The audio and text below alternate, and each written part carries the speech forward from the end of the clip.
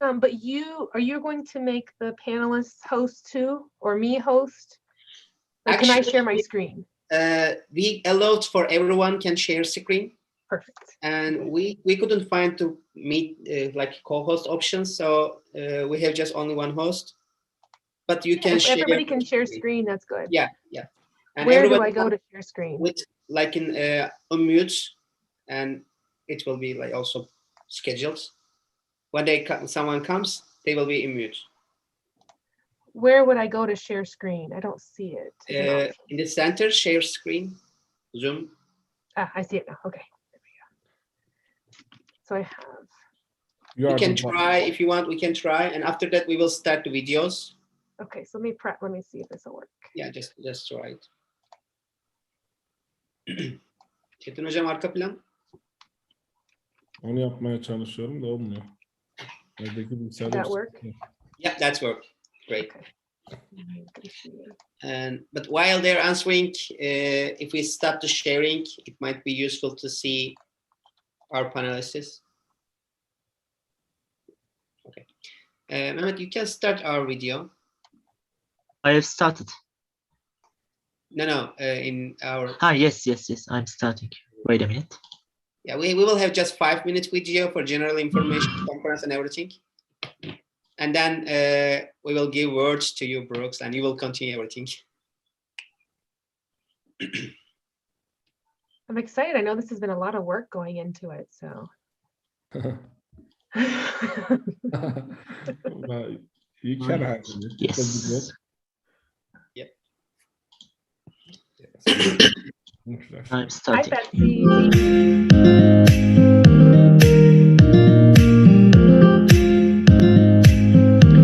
Welcome to our estimate teachers and all math lovers who are watching us now.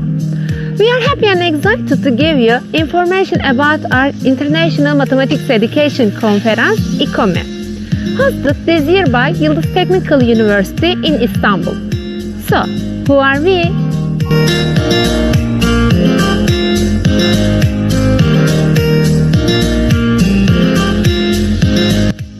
As the İKOME family, we aim to bring together national and international mathematicians and mathematics educators by providing a forum for keynote speeches, panel discussions, and paper presentations at our annual conference.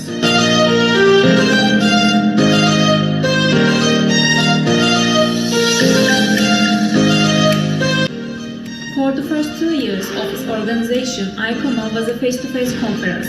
But 2020, due to the COVID-19 pandemic that imposed restrictions of assembly on the whole world, we adopted a virtual format, which was attended by 200 participants from 19 different countries, representing a steady rise in participants since the first year.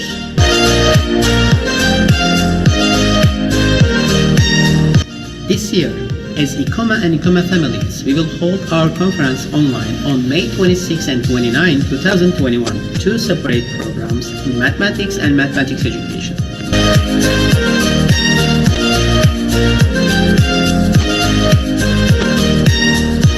The language of İKOME Mathematics Education Conference is English, and this year's theme is integrating of the new educational approach to the mathematics education.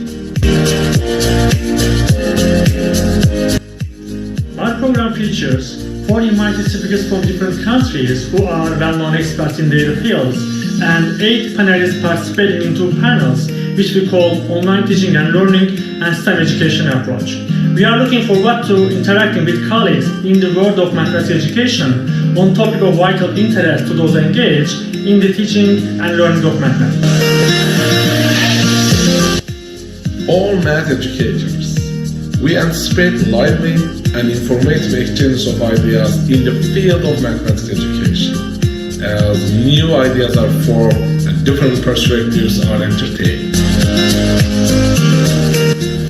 If you also want to present your paper at your conference, be sure not to miss the application deadline. You can follow the application and registration processes on our website, Calendar. Also, do not forget to follow us on our social media accounts.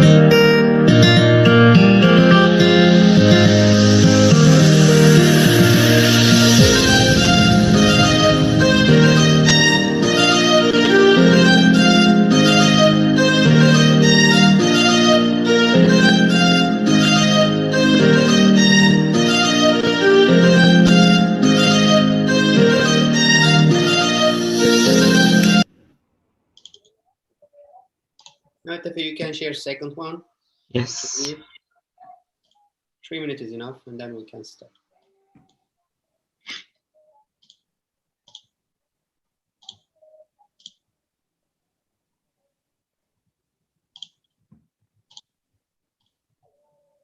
Wait a second.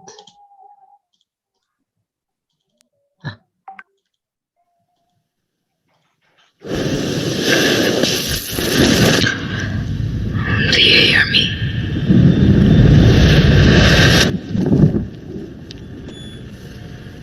This is the voice of an embryo past.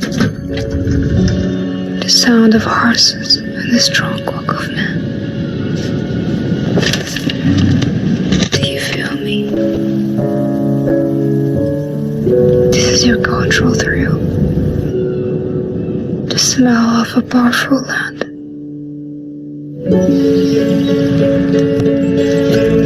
Can you see me?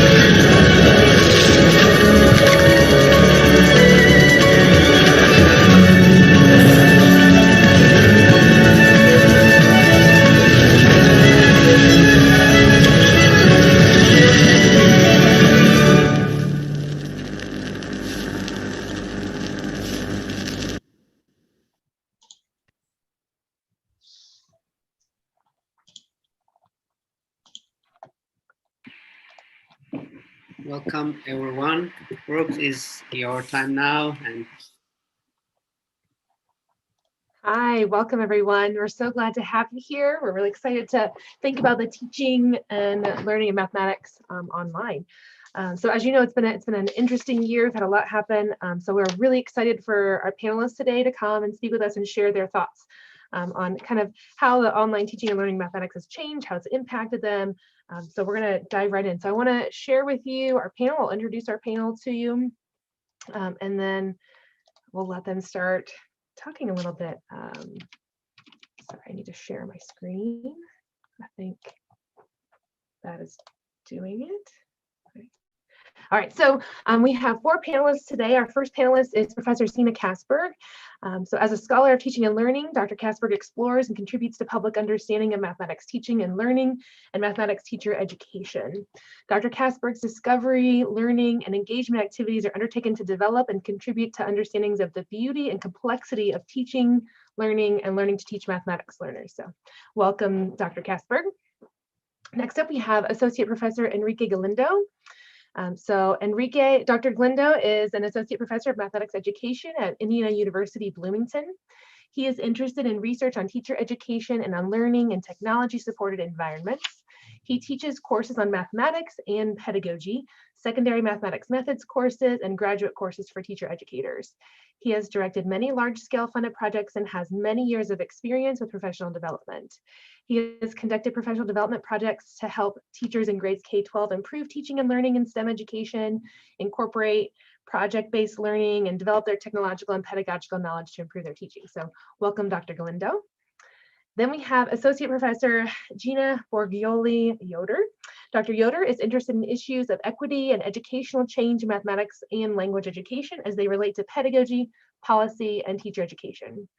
Her knowledge and experience as a middle school ENL teacher, INDOE language consultant, ENL teacher educator, and researcher drive her interest in issues of equity for multilingual learners and their teachers. Her knowledge and experiences as a middle and high school mathematics teacher, building administrator, teacher educator, and researcher drive her interest in issues of equity in mathematics teaching and learning. So welcome, Dr. Yoder. And our 4th panelist, the Associate Professor Dr. Betsy Berry. So Dr. Berry is Associate Professor of Mathematics Education at Purdue University, Fort Wayne. She teaches college geometry, the history of mathematics, and methods for teaching for secondary education majors, and mathematics foundational content courses for elementary education majors. She also supervises secondary student teachers in their practicum experiences. She has many years experience in classroom teaching at all levels from middle school through university and has provided many professional development programs for practicing teachers. Prior to teaching at the university level, she was a regional and statewide facilitator of mathematics for the Maine Mathematics and Science Alliance and served as director and PI for several large grant projects. Her present research interests are focused on pre-service teachers' understanding and engagement with the effective mathematics teaching practices. So welcome, Dr. Berry. So as you can see, we have a really experienced panel, and we're going to start with thinking about our experiences, particularly this past year. So I think I'm going to let Dr. Kasberg kind of start us off here and share some things about her experiences teaching and learning mathematics online during the pandemic. So that's kind of our driving question.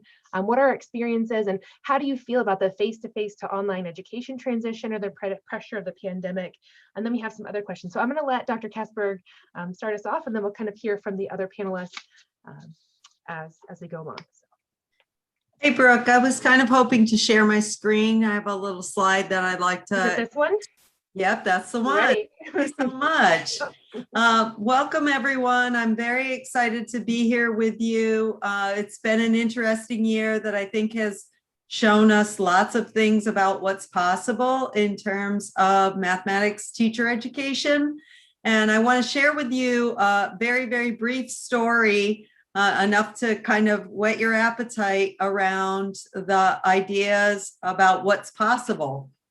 In the transition to the pandemic mathematics teacher education, we were searching around for ways to augment our field experience with our pre-service teachers because of the fact that we knew that we were only going to be able to be in the field a very short time or maybe not even at all. So in pre-service teacher education, the mathematical content knowledge is critically important, but also the ability to enact practices that utilize that mathematical content knowledge is equally important. So we wanted to be able to provide our pre-service teachers with experiences that were virtual, but as authentic as possible to practices that they would engage in when they were actually in classrooms with children. So we partnered with Melva Grant at Old Dominion University to be able to provide to our students a virtual reality experience of mathematics discussions. And in doing that, the pre-service teachers had the opportunity to engage 5 avatars run by a human being in discussions of mathematical problem solving and the solutions that they generated through mathematical problem solving. A lot of research has been actually done on the simulations and engaging simulations. And personally speaking, it was, to me, amazing to see the pre-service teachers try different kinds of things and move up against obstacles that they were facing in terms of their own practice so quickly, because the virtual reality environment was only engaged in with the students for about 5 minutes twice. But yet students identified that they were having difficulty with their questioning. They were having difficulty because they were constantly validating students' strategies, whether correct or incorrect. And they noticed that they didn't deal with errors very well. So students really took up this virtual reality experience as an authentic teaching experience, and then were able to be conscious of things that were challenging them. So in the transition from face-to-face to online education in this past year, this is just one of the many things that I have personally found to be tremendously useful post-pandemic, that we can actually start to move in the direction of virtual reality experiences for our pre-service teachers that would allow them to go into the field experience with much more confidence. So that's kind of where I am, Brooke. I like that. And as kind of you were talking, and it made me think a little bit about the partnerships you had. So I think developing a partnership like with Old Dominion that you had is something that I think is going to make all of us stronger, right? If we think about working with others, I think that improves kind of gives us a chance to think about mathematics teaching and learning with someone else in a different atmosphere, and kind of help us brainstorm and be smarter together, right? So I really appreciate you sharing that with us. And we will come back to you here in a little bit. Let's hear from Dr. Galindo. So Dr. Galindo, tell us maybe a little bit about your experiences teaching, and maybe anything else you would like to share with us about this online teaching and learning. Hi everyone. Thank you, Dr. Max, for the introduction. I'm going to share today a little bit about my experience creating an asynchronous online class from scratch. Let me share my screen for a little bit.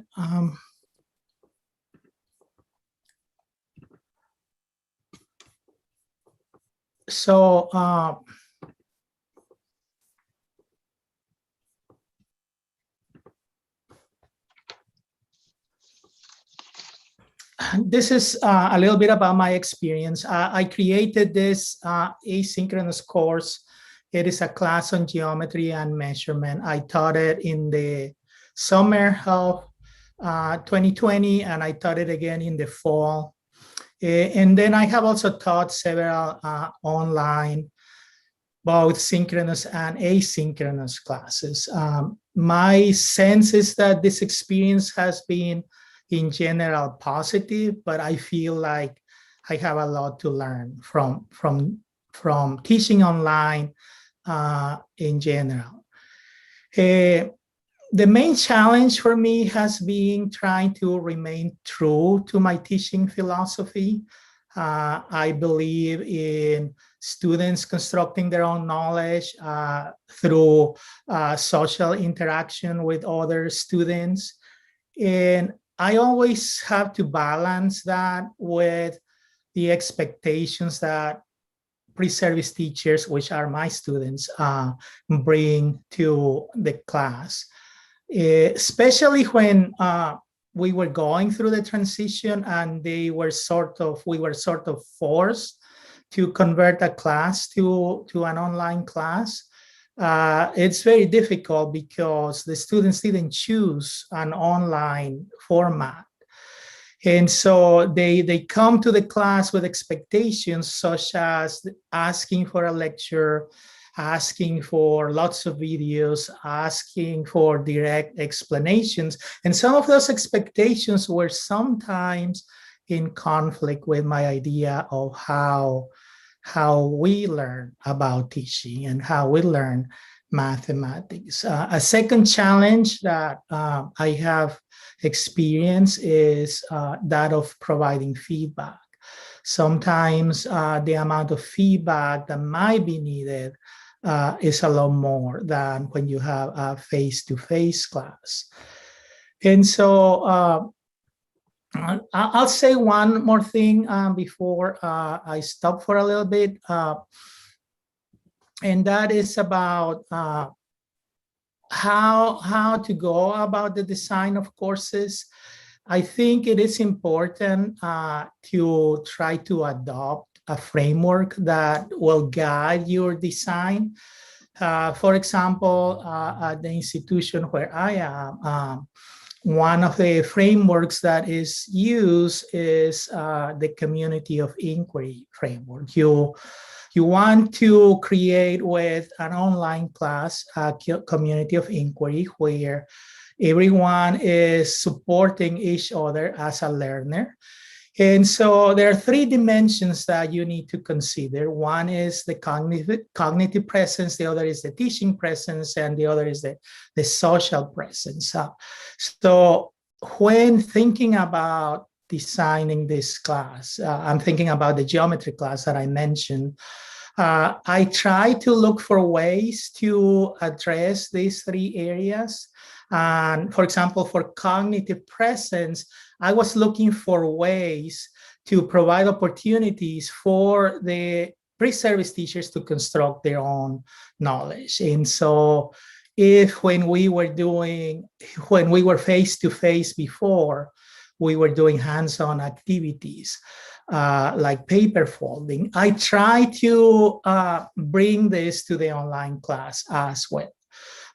If we had interactive explorations in the face-to-face class, I try to bring those interactive explorations to the online class. As far as the teaching presence, that is the main role of the instructor in this framework. And so thinking about how you go about designing, facilitating all of the cognitive and social interactions that you want the students to have so that learning can take place. I can say more about this later, but I will stop here and let other panelists talk about their experiences. Thank you. Thank you. I really appreciate hearing you. And you've also sparked some questions for me in thinking about the synchronous versus the asynchronous. I think that's an important consideration that we have to think about. And I would hope to hear more maybe a little later about how you adjust between those two, how you kind of account for those two things. But we'll talk about that in a little bit. So let's hear from Dr. Yoder next. So go ahead. Hi, thanks, Dr. Max. And it's so great to be here. I'm really proud to be even asked to this panel. I have to tell you that Dr. Kasberg and Dr. Galindo were mentors of mine. And so I've learned so much from them. And I've also been inspired by Dr. Berry's work. So I'm just proud to be a part of this panel, and I thank you. I think I'd like to build on something that Dr. Galindo said. And also, I was watching the intro video to the conference. And although I had a little trouble hearing, then I put my earphones in and I could hear better. But there was one part in the video where I think somebody said, "Can you see me?" And so I kind of want to build on that sort of social emotional, because when COVID happened, I'll call it COVID chaos, and we all had to, quickly go online and do, and as Dr. Kasberg was talking about, you have to think about, okay, how does the field go online when they're supposed to be interacting with other children? But now we have this sort of synchronous, asynchronous learning going on. And then Dr. Galindo said, students didn't choose to go to the online format, right? They signed up for a face-to-face class with us, working with students in the field. So I'd like to build on this idea of how do you socially and emotionally support your students in this kind of a COVID chaos, I call it. And I want to, I'll share a couple of slides, but I also want to start with a story. I started teaching in 1989, and I was teaching high school math. And I found, you know, when you go to those teacher stores and you find a poster, and there was a poster that didn't really have any math on it, but it was just a quote, and it said anonymous, and I'm sure somebody actually wrote the quote, but all I know is anonymous wrote it. And it said, they may remember what you teach them, but they will always remember how you made them feel. And that poster today is in my office at IUPUI, although with COVID, I don't go to my office very much.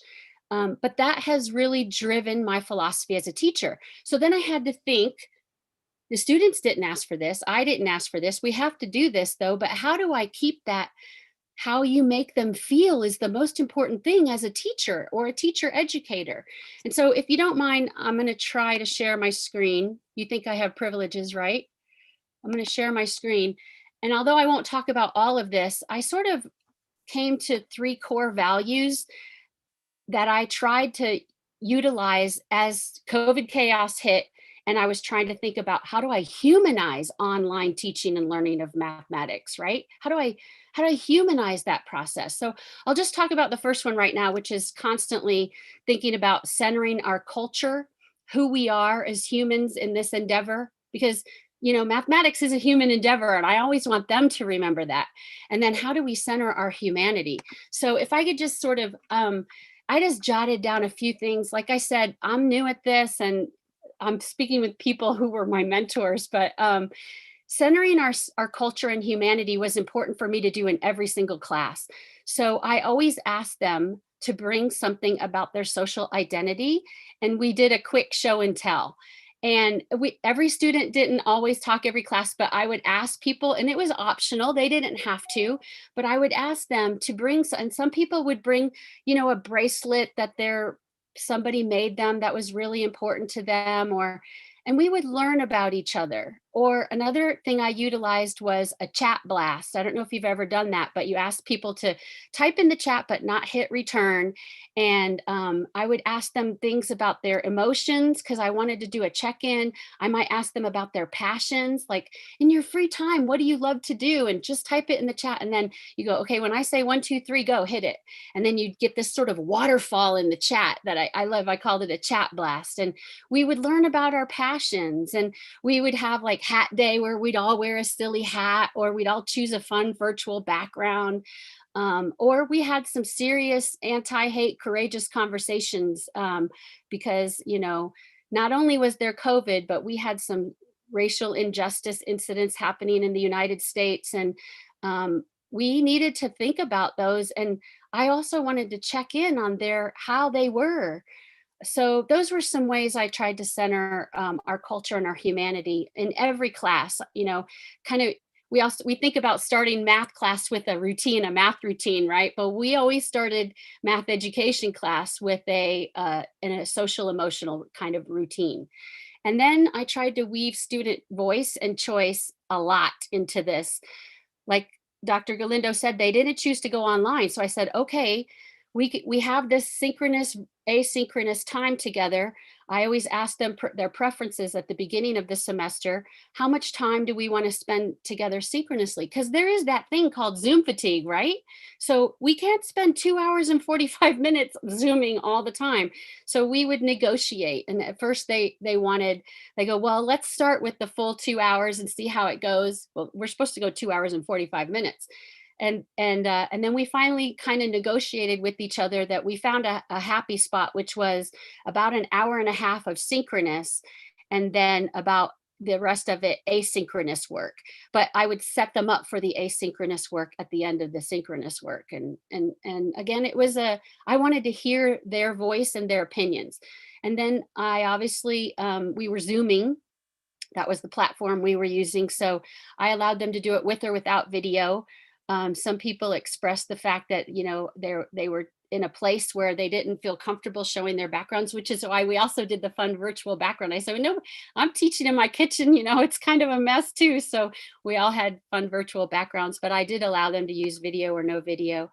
I recorded all the classes, and I said, if you can't make it, because some of my students got COVID, they were ill, or they had family members who did. And obviously they had family members who were in the hospital, or unfortunately even passed away. So I said, I understand if you need to miss class, but I created a way for them to sort of make it up, recording it. They could send me the notes of what they would have said in the chat. When we did a chat blast, what would you have said? When we went into breakout rooms, what would you have added to the Google Doc?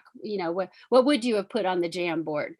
I also was really sort of flexible with their work deadlines, and I always encourage revisions, but when I give them feedback, I always encourage them, if they want to revise, use the feedback and try to apply it and resubmit for a higher grade. We did a lot of me using tools to find out how they were thinking, kind of formative assessment. Chat blasts were one of them.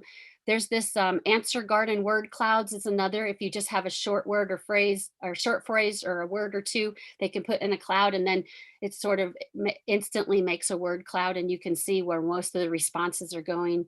We use Padlet a lot. We use Google Docs and Jamboards.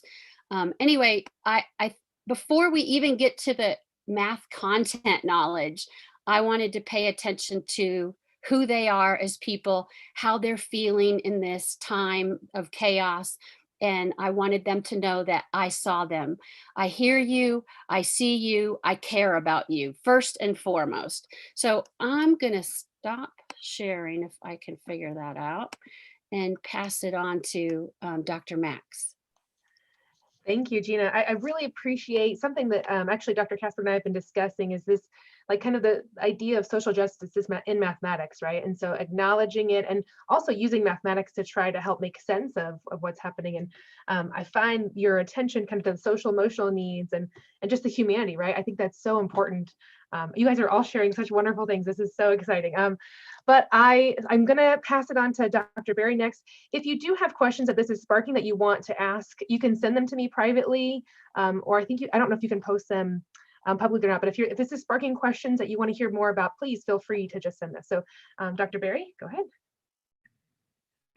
Brooke, this is the most terrible thing you've ever done to me. I have to follow these three people in this panel. Maybe that's how you feel, but we feel like you're all wonderful. Like, so I mean, they've all already said so many good things that I would say too. Let's see if I can share my screen also. Hang on. In a normal situation, I would get to know each of the people who are here in front of me. So it's a little more difficult when I'm speaking cold, so to speak. I'm going to talk a little bit about what happened to me in the suddenness of March, when we all went online, and I was teaching a college geometry class. So this one will be more about content, kind of a nice segue from where Gina left off. And I chose, and we were really free to choose anything we wanted in terms of going online with our students. And I was teaching a college geometry class. More than half of the students were secondary education majors. So that was a good thing. And we'd already been doing a lot of in-class problem solving and lots of discussion, group work for every single class. We were using online drawing programs, and they were sharing their work through document cameras and HDMI connections for their laptops and computers. And I was doing formal paper assessments, which they handed in. And then my choice was a synchronous class meeting over Zoom. I had used Zoom a tiny bit for attending meetings, but I hadn't done much about anything else with it. So we were able to continue our group work in breakout rooms. There was an opportunity for them to do the screen sharing with their student work. The formal paper assessments continued, only now they scanned them and posted them in a Google Drive folder. And one of the things that we had to consider here at Purdue Fort Wayne was the internet difficulties that students had when we went totally online. So the university made internet services in the parking garages. And so sometimes my students were attending class in their cars, essentially, which of course complicated things a great deal. And then this fall, I did a course similar to what Enrique spoke about, a geometry and measurement class for elementary ed majors. And what changed there is we were allowed to come back to campus. And I had a classroom that held 36 students ordinarily, but now it had to be limited to 18. But so the class became a hybrid class where half of the students came on one day of the meeting and half of the class came on the other day. And while they were not actually face-to-face, there were outside of class online assignments that they would do in a breakout room on Zoom. So I tried very hard to maintain that connection to each other, the group work. And I couldn't use the manipulatives, the classroom materials any longer, so they had to provide their own. But during the face-to-face, I was still able to have them work in groups. I had large pods holding 6 students ordinarily, which now only held 3, but they still could do lots of group problem solving, and each pod had a document camera, so we could still see student work, and they could also attach their computers to the HDMI connections for the projections on the screens. I also used the Jamboard, and kind of, again, connecting to some of the things that the previous speakers have said. I just think that it's so important for the class to become a community of learners. So this was the Jamboard I started for each of my classes, and every student had to create a screen for themselves and tell something personal about them, or whatever they wish to do. I think I'll stop there for now. Because we're kind of coming to a point, I think, where we can get to what we've learned and what our next steps might be and that sort of thing. That's a great transition. Thank you, Dr. Berry. Or although your Jamboard said call you Betsy, not Dr. Berry. Yes, please. That's a requirement with my students. So you've all shared some of your experiences, some of your challenges and successes, I would say. And I really appreciate that. I think we are learning some things here. So we do have a couple of questions. So one question we have, so what are some new innovative teaching strategies that improve student engagement online? And I think Dr. Kasberg spoke a little bit to the immersion, is that what it was called? The software that you're using for the approximations of practice for students. And I'm sure you guys have some other technologies too. I think I would like to hear about some of your lessons learned. I think that's a really great kind of point to go next, and then we can kind of keep going. I have lots of other questions on my list, and you guys keep sparking more. But I think maybe sharing something moving forward that you plan to change, or just a lesson that you feel like that's going to help with your teaching. I don't know, Dr. Kasberg, you want to go first? Sure, I'll be happy to. I fully intend to find ways to incorporate the virtual field experience even more, because of the fact that not only was it effective for the students recognize the effectiveness of it, and the transition back to face-to-face interaction with children was smoother for them as a consequence. So that is one aspect of that work.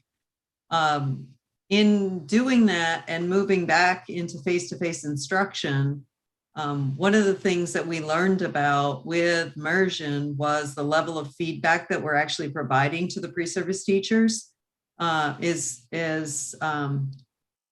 insufficient for them to actually engage in productive ways with their students. So when they have these virtual reality experiences, they may only be 5 minutes, but there's enough interaction for them to get really sophisticated feedback from a knowledgeable other like the instructor. And I think they actually need to have that coaching associated with it. The research will bear me out on this. When they have the virtual reality experience, the experience alone is not enough, just in the same way that in face-to-face teaching, the pre-service teachers would need to have debriefing and coaching associated with that so that they could make sense of their experience. The same is true in the virtual reality experience, that you have a lot more flexibility in your capacity to coach in those experiences, but coaching and productive feedback are still a component that leads to greater development. So, everything's the same and everything's different, right? Right, Brooke? Because everything's the same in that we've always known that feedback has a tremendous importance to our students, but figuring out a way that human beings like faculty members can actually have time to give the level of feedback that is necessary for the pre-service teacher to actually improve, that is an open question. How do we make time for that particular part of our work? Because much of what we do is focused on the moment to moment in the in-classroom time. And there really is insufficient time for us to actually provide sophisticated feedback to our pre-service teachers about their interactions. So everything's the same, but everything's different. So now that we have these tools, how can we then utilize them in collection with what we already know about the effects on human performance? Yeah, and I think that maybe what you're saying maybe speaks a little bit to one of the questions. So one of the questions in the chat is about so AE, they don't have virtual reality. And so their pre-service teachers were observing online in-service teachers teaching. So everything was online. And so maybe a little bit of concern to how to help them get experience with teaching. But I think what you're saying a little bit there is that the quality of feedback is really important, like the debriefing and all of that. So it's not necessarily the quantity, but the quality of those experiences that we can kind of support in ways. So although I'm not sure that fully online, I think it's tricky. I don't know, any of you guys can speak to that if you have advice maybe for people who only can do virtual observation of in-service teachers and how to support them in maybe gaining confidence in their teaching or in their experiences.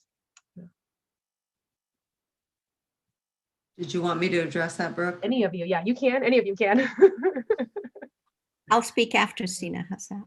Okay, great. Yeah, I think that if you're observing your teachers at a distance, they're actually, it wouldn't matter. Honestly, I think we put a lot of stock in actually being present in the moment when the pre-service teacher is teaching. But it's really not different when you're at a distance because of this very important fact that you are actually an observer in that moment to the experience that the pre-service teacher is actually having.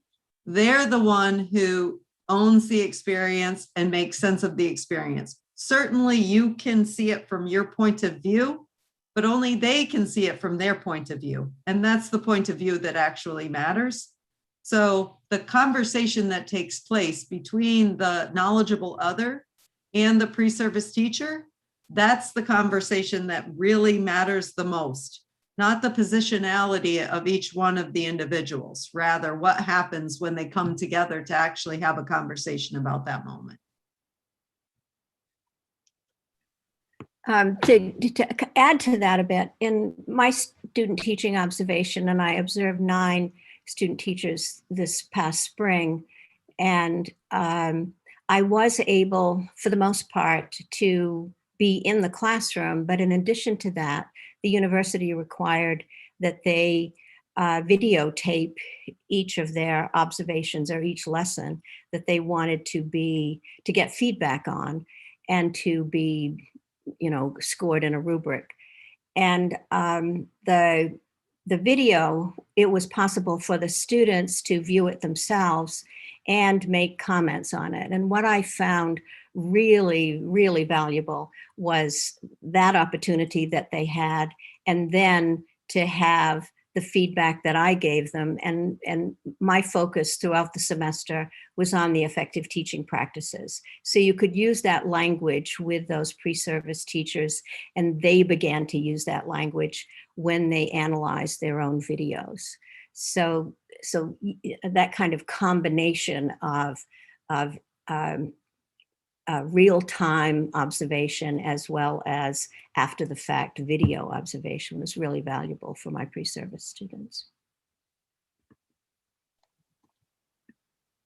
Those are helpful. I don't know, Dr. Galindo or Dr. Yoder, do you want to add anything?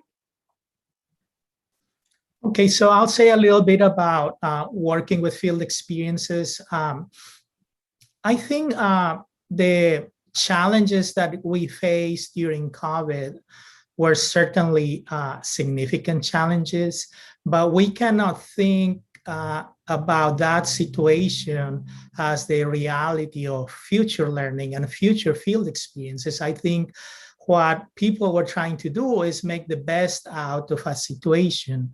And going forward, I think we need to think about what are the good things that we learn and that we could add to a field experience that will actually make it more effective. And so opportunities to extend the length of the field experience, if you have virtual access to classrooms, may be a good thing, because then pre-service teachers could spend more time in the classroom virtually in addition to the time that they are there.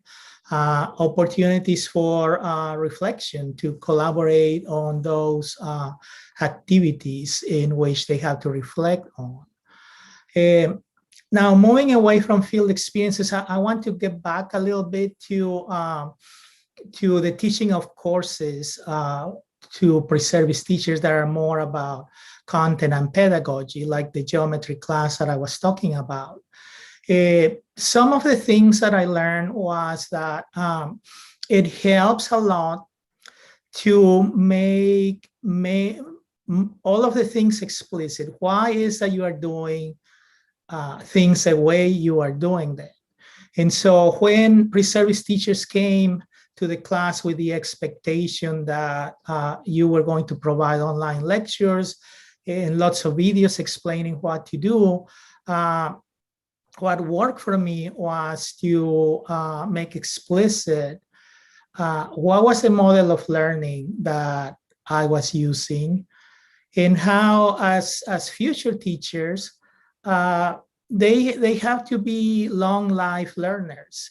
And so they can take these classes as an opportunity, not just to learn about the content of the class, but to learn about learning, to become lifelong learners. And so when they saw that maybe they had to struggle a little bit at the beginning to, crack that material on their own, but that was a skill that they were also developing that was going to benefit them in the long term, that helped a lot.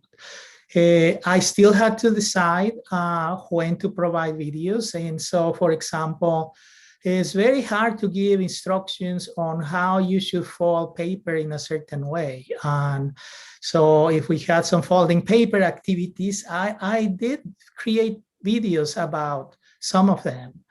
I also learned a lot about scaffolding discussions. And at the beginning, for example, I will post a reading and I will have some discussion questions about the reading. Then I will post, elementary textbook geometry lesson for them to see how the geometry ideas were presented in an elementary textbook and have a discussion about that. The discussions were okay, but you could tell that they were just trying to get the points and just write something so that they can get the participation points. I actually learned that when you raise the cognitive level of the discussion, you could actually get more out of it and you could see more learning taking place.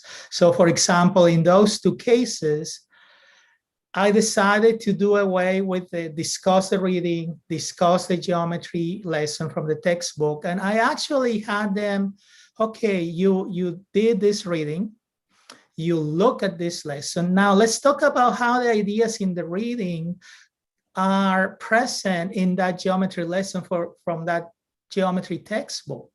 And so by raising that cognitive level of the discussion, it actually became a more richer and more meaningful discussion because they had to apply what they had read. They had to actually make sure they were understanding the purpose behind the lesson in the geometry textbook, and now try to make a coherent reflection on that. So I'll stop there. That's lovely. I think structuring discussions is, it's a skill you have to learn, right? And I think sharing kind of what you've learned, how to structure those discussions, because I think sometimes we can shy away from them because we don't want them just to be one-word answers or trying to get the points or whatever, right? So thinking about how we structure them, I like that example you've given. I really appreciate that. Gina, do you want to talk about things? Yeah, sure.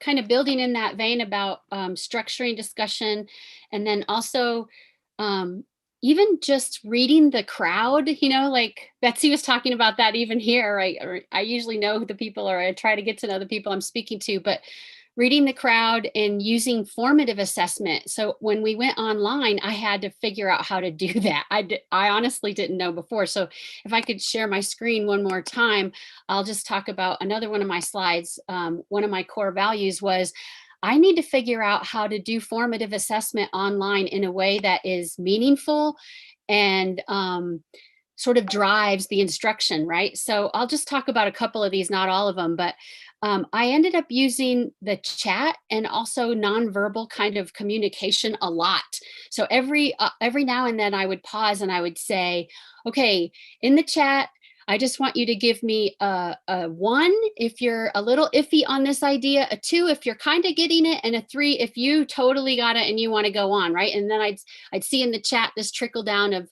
maybe 2s and 3s, or if we're about to go in a breakout room and I say, okay, we're going to look at lesson plans and we're going to really focus on the content objective and the language objective.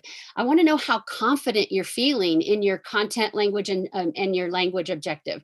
And so if you're really feeling confident, give me a 3 in the chat, a 2 if you're kind of confident, and a 1 if you want me to definitely pop into your breakout room to help you a little bit think about your objectives, right? So they'd give me 1s, 2s, and 3s, and the 1s I knew to pop into that breakout room first. They needed support. So I would use this a lot. We used emojis, we used the 1, 2, 3, we used thumbs up, thumbs sideways, thumbs down. And that would help me know who to go to in the breakout rooms. I also did a lot of polls on Zoom. You can ask questions. And I'll skip down to number 3, which is I used this before, during, after structure that I think I still am going to use. Even the self-assessment kind of things, even when we're back face to face, I think I'll figure out ways, like you could use, 4 corners or 3 corners and go to that corner and talk to somebody that thinks the same way you do about that thing. But the before, during, and after was before they do some kind of prediction, like what we were about to study learning trajectories. And so I wanted them to think specifically about like the standard algorithmic approach to addition, subtraction, multiplication, and division, and when it happens in the learning trajectory, right? So before, I asked them just to on their prior experience and their learning, when do you remember learning the standard algorithm for addition? How about multiplication? What about division? Like, what's your prediction about when it should happen, or even when you learned it? And so we recorded it in a Google Doc, or you can do columns on Padlet before, during, after, right? And so they would post it, and then we'd think about it. And then I'd put them in breakout rooms, and one breakout room would look at addition, and one would look at subtraction, and one would look at multiplication, and one would look at division. I go, when in the Indiana standards does it say they should be, proficient with a standard algorithmic approach to addition or multiplication?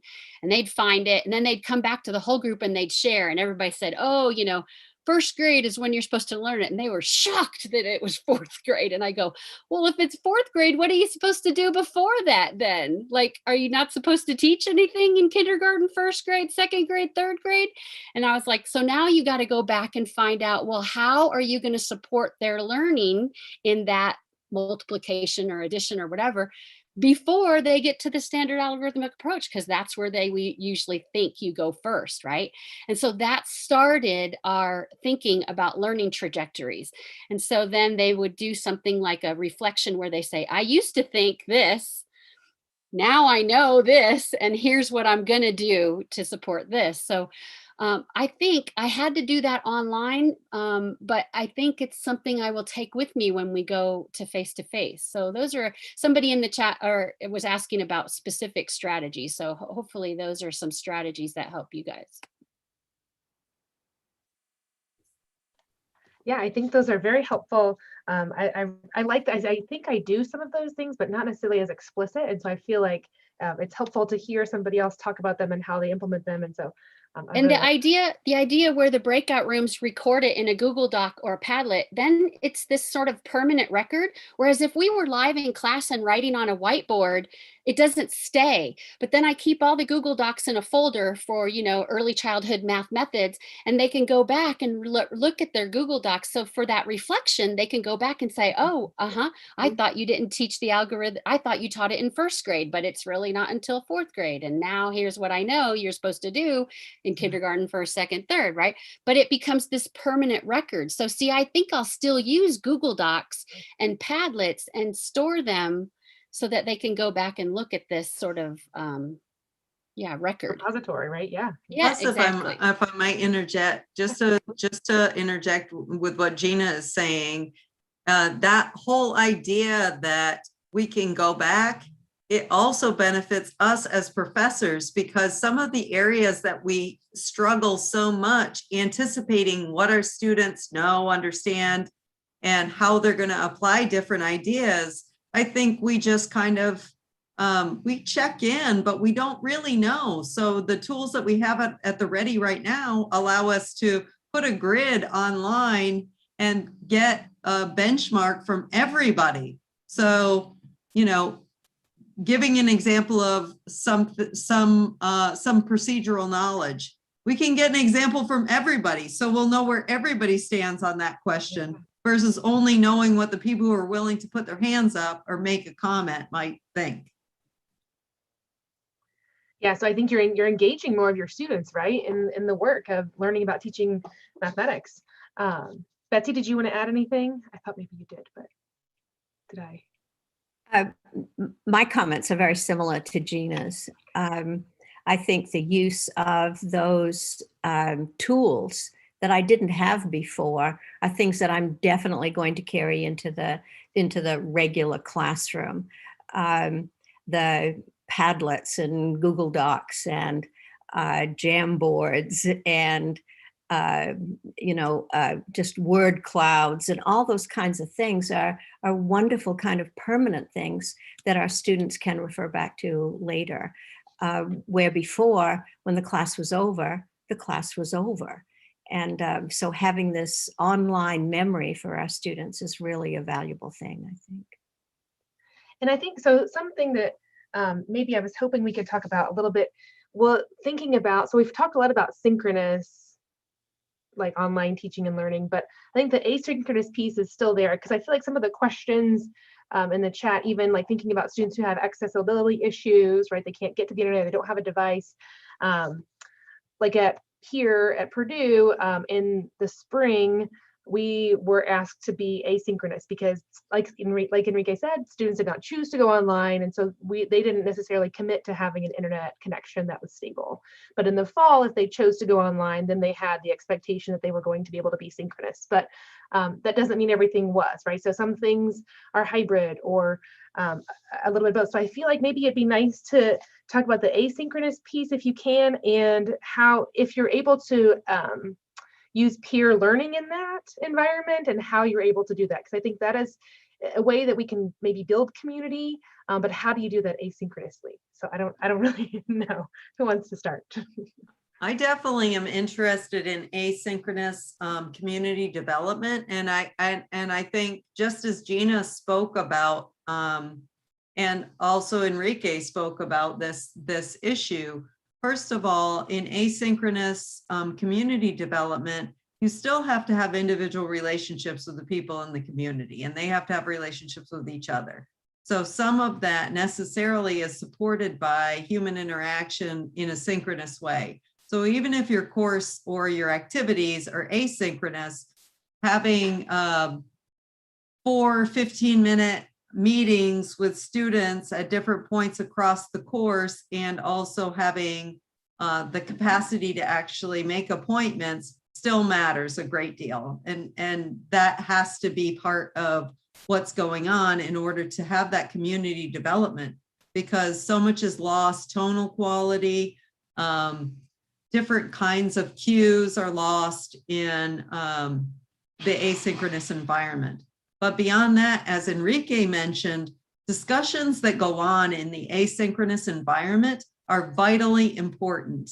And so we need to, as educators, know a lot more about running those discussions and providing support and feedbacks for warranting during discussions and for supporting those discussions going on. So even the structures of our questions, as Enrique was mentioning, we have many, many ill-structured discussion questions in online asynchronous courses. And I can say that because I look back at my own development of online asynchronous discussion prompts, and I found them lacking.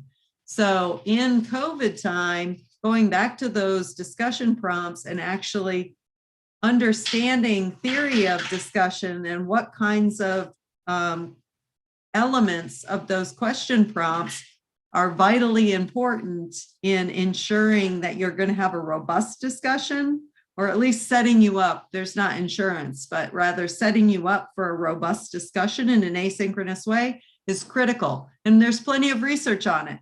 So we just need to apply that research in the online context.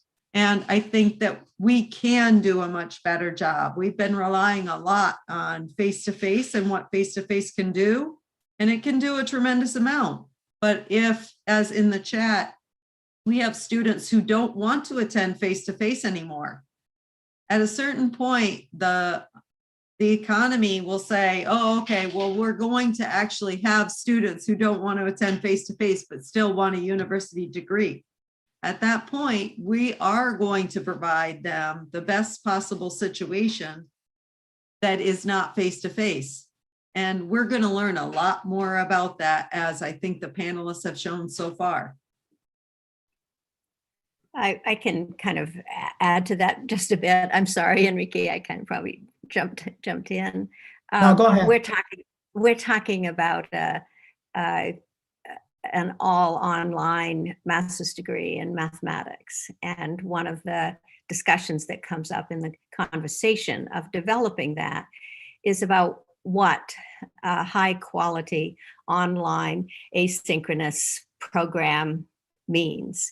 And because I value so much the concept of community, that's one of the discussions that is being had. As Sina has said, you can have a discussion thread in an online situation, but there's so much missing from that. My first experience in online teaching was in 2004 or 5 with a purely asynchronous program that was international, people from all over the world. And what I noticed was the people who got the most out of that course from my assessments was those who were joining the course as a team from a school district.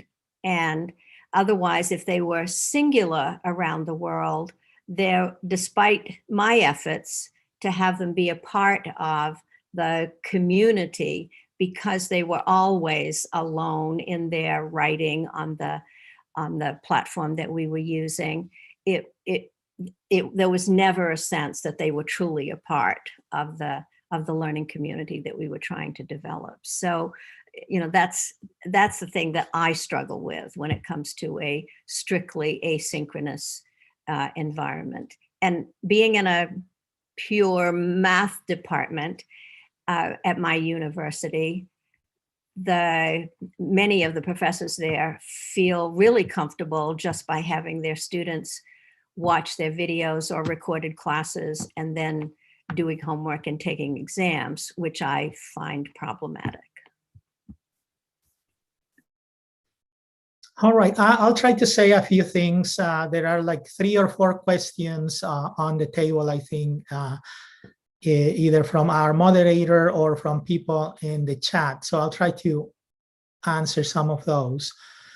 The question about challenges of online teaching, I think one of the challenges I found was how to help the students understand how to navigate the online class, because students were accessing the course in different ways. Like some students will access the class from the calendar, and the calendar only posts due dates for assignments, for example.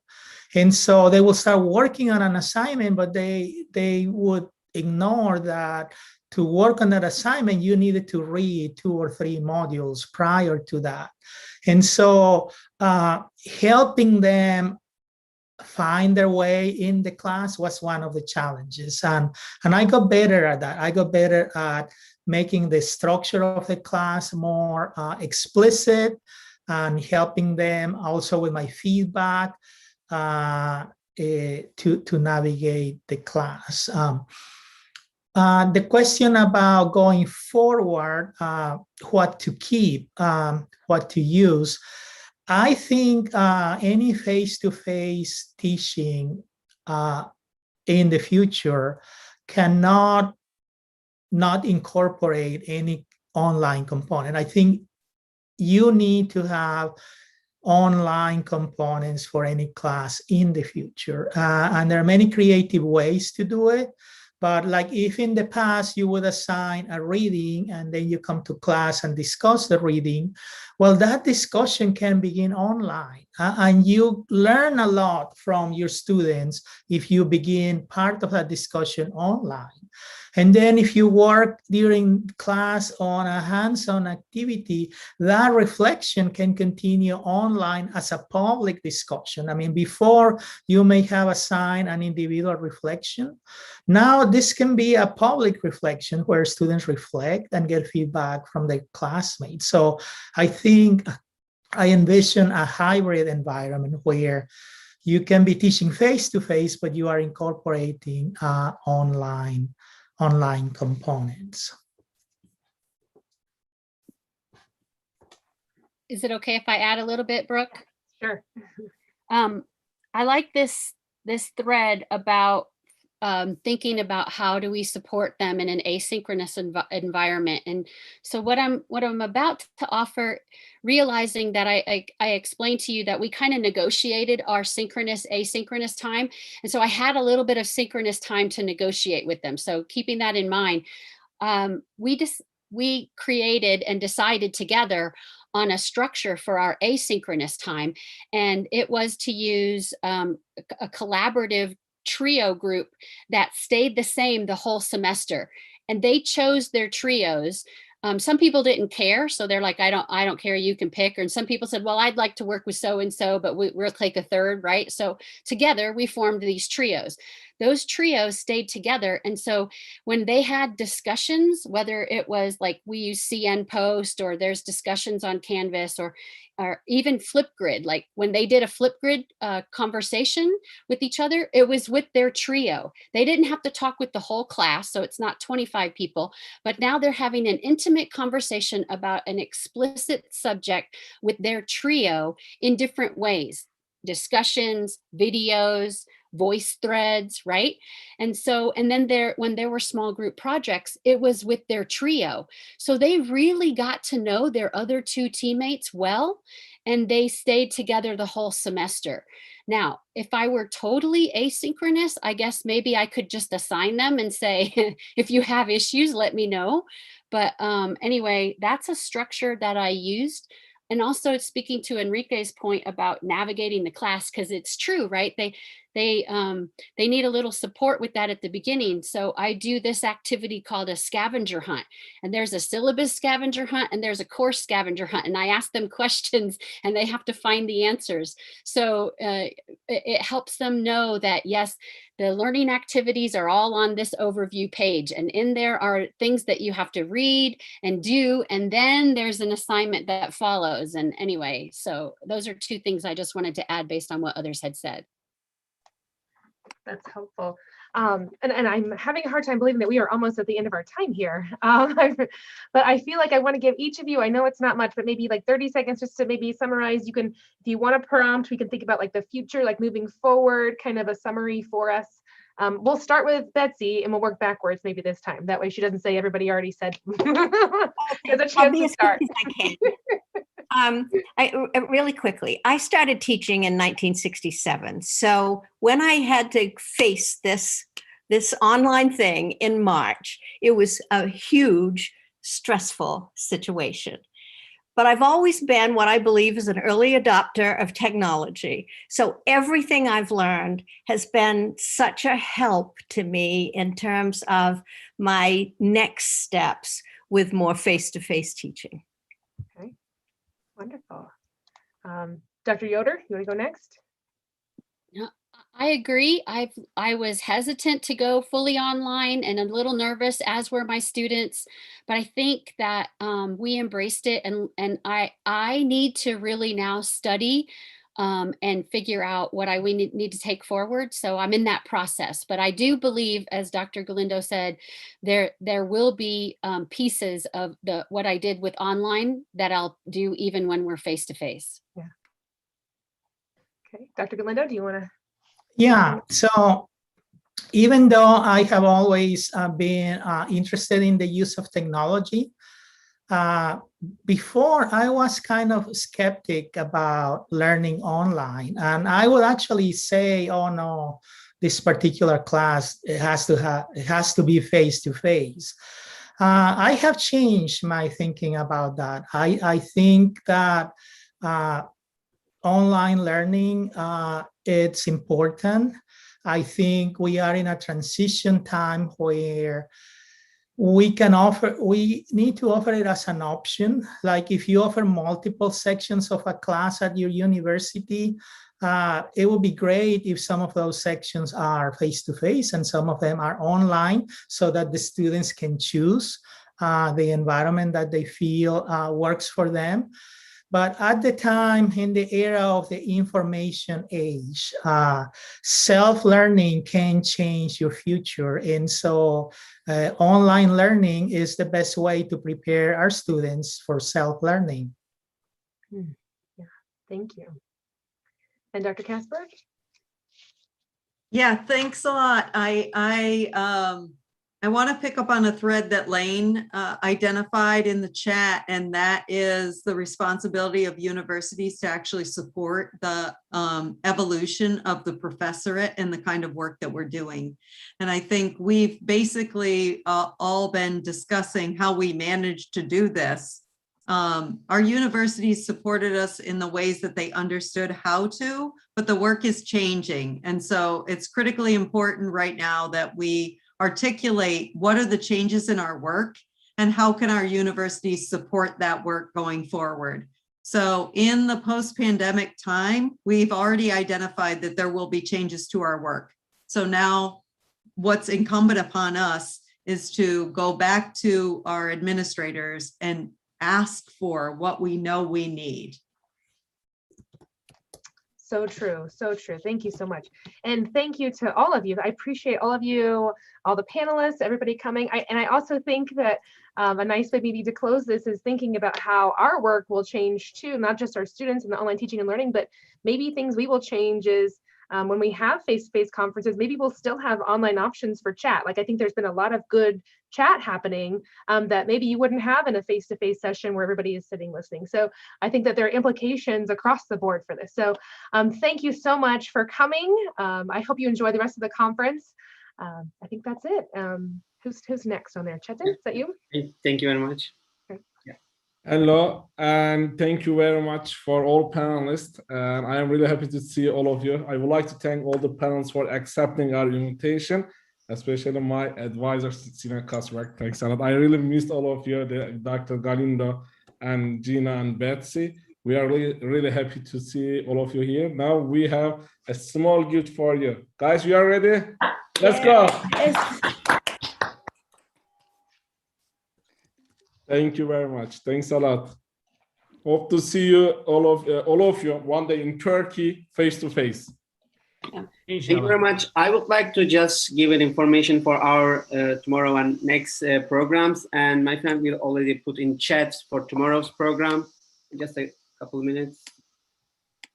We finished today our sessions, and tomorrow we will start with Dr. Enrique's keynote speech in the United States, 10 a.m. In Turkey time zone is 5 p.m. And then we have some parallel sessions, 2 parts.